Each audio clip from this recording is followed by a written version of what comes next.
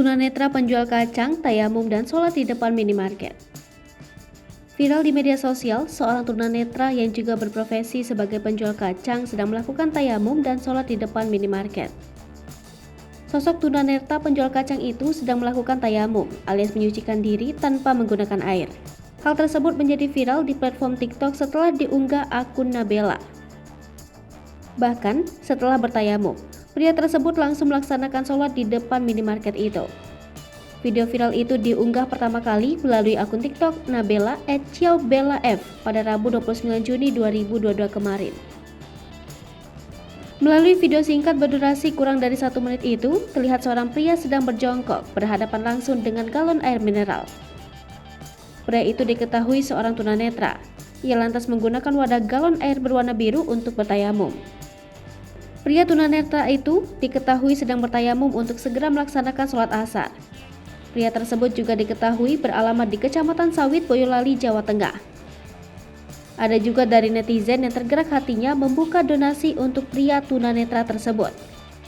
Hingga kini, donasi yang terkumpul sudah lebih dari 10 juta rupiah.